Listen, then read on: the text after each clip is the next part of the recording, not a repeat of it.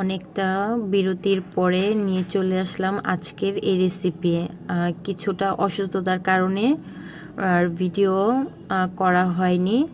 So আজকে তৈরি করে দেখাবো হোটেল ও রেস্টুরেন্ট স্টাইলে পাস্তা। একদম সহজ ও ঘরোয়া উপকরণে হাতে কাছে থাকা অল্প কিছু মশলা দিয়ে তৈরি করে দেখাবো হোটেল ও রেস্টুরেন্ট স্টাইলে পাস্তা রেসিপি। আমি সবসময় চেষ্টা করি হাতের কাছে থাকা উপকরণ দিয়ে আপনাদের সাথে রেসিপিগুলো শেয়ার করতে। টুকটাক রান্নার চ্যানেল মানেই হচ্ছে সহজ ও unique recipe. Let's go to my channel Tuktak Ranna. আসসালামু আলাইকুম এভরিওয়ান।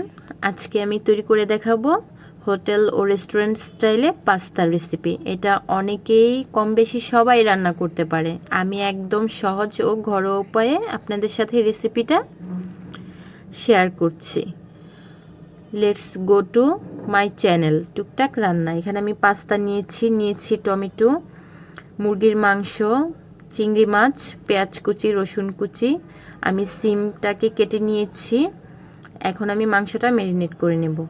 এখানে হাফ টি স্পুন করে দুটোতে লবণ অ্যাড করলাম, হাফ টি স্পুন গরম মশলা পাউডার, হাফ টি স্পুন জিরা পাউডার, হাফ টি স্পুন মরিচের গুঁড়ো ও হাফ টি স্পুন করে ভিনেগার দিয়ে আমি দুটোকেই খুব ভালো করে মেখে নিলাম।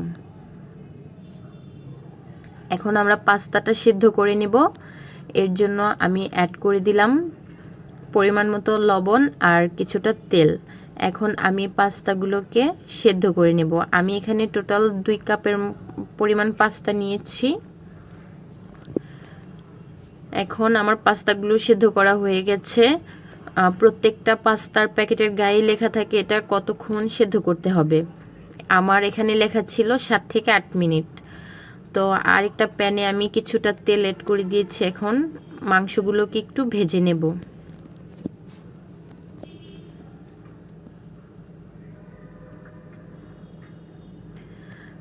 মাংসটা খুব বেশি ভেজে নিতে হবে না, জাস্ট হালকা একটু ব্রাউন ব্রাউন হয়ে আসলেই এরপর যে আমরা অ্যাড করে দিব চিংড়ি মাছ।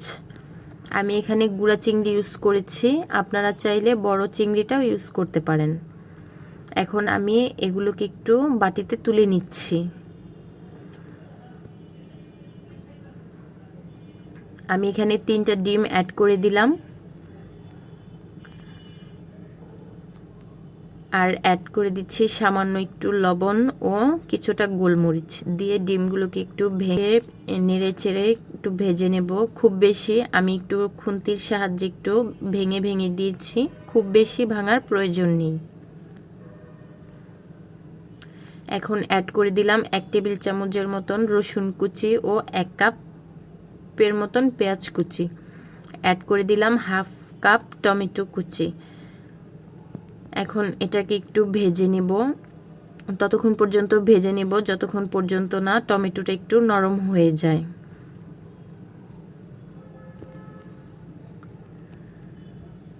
দেখুন আমাদের টমেটোটা কিন্তু অলমোস্ট নরম হয়ে এসেছে।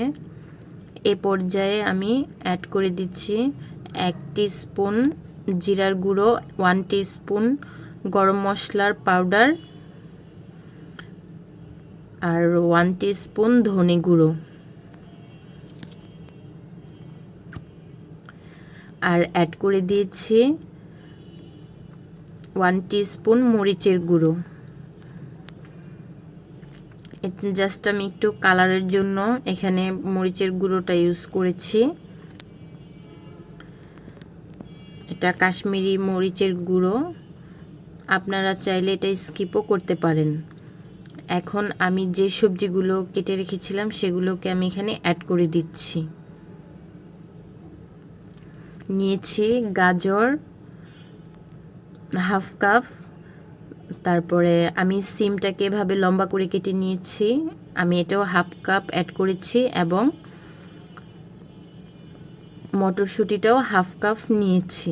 এখন এগুলোকে আমি খুব ভালো করে একটু নেড়েচেড়ে মিশিয়ে নেব। এটাকে মিনিট 5 মতন একটু নেড়েচেড়ে করে নেব। এটা যেহেতু চিকন করে কাটা, এটা সিদ্ধ হতে সময় লাগবে না।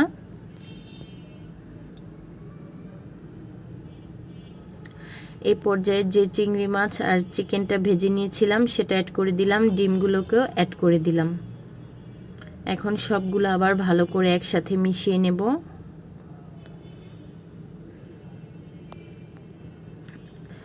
আমি পাস্তাটা সিদ্ধ করে নিয়েছিলাম, সেই পাস্তাটাকে আমি এখানে অ্যাড করে দিয়েছি। এখন একটু নেড়েচেড়ে মিনিট 4 মতন এটাকে একটু নেড়েচেড়ে উল্টে পাল্টে মিশিয়ে নিলেই হয়ে যাবে। সব শেষে অ্যাড করে দিলাম কিছুটা কাঁচামরিচ। আমি আবারও খুব ভালো করে এটাকে নেড়েচেড়ে মিশিয়ে নিচ্ছি। দেখুন আমাদের পাস্তাটা কিন্তু অলমোস্ট হয়ে এসেছে। এ পর্যায়ে আমি চুলাটা অফ করে দেব। আমি আপনাদেরকে একটু সার্ভ করে দেখাচ্ছি।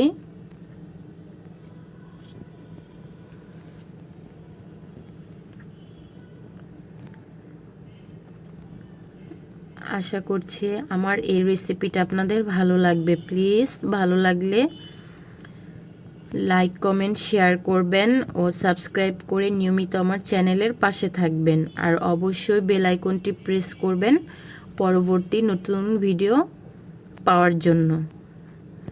আপনাদের একটা লাইক, একটা কমেন্ট আমাদের যে কতটা উৎসাহ প্রেরণা যোগায়, আমাদের নতুন ভিডিও তৈরি করার উৎসাহ যোগায়, সেটা আমরা বলে বোঝাতে পারবো না।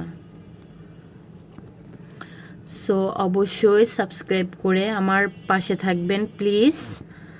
আর ভিডিওটা সম্পূর্ণ দেখবেন। রেসিপিটা কেমন হয়েছে অবশ্যই কমেন্ট বক্সে জানাবেন।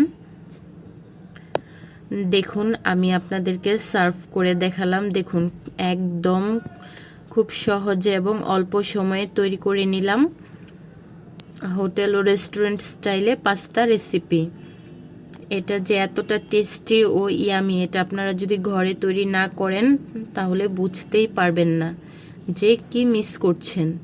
সো অবশ্যই ট্রাই করবেন ও কমেন্ট বক্সে জানাবেন যে কেমন হয়েছে। আর আমার পরবর্তী ভিডিও দেখার জন্য প্লিজ অবশ্যই আমার চ্যানেলটাকে সাবস্ক্রাইব করবেন। সাবস্ক্রাইব করে নিয়মিত আমার চ্যানেলের পাশে থাকবেন। ততক্ষণ পর্যন্ত ভালো থাকুন, সুস্থ থাকুন ও নিয়মিত আমাদের চ্যানেলের পাশে থাকুন। দেখা হচ্ছে পরবর্তী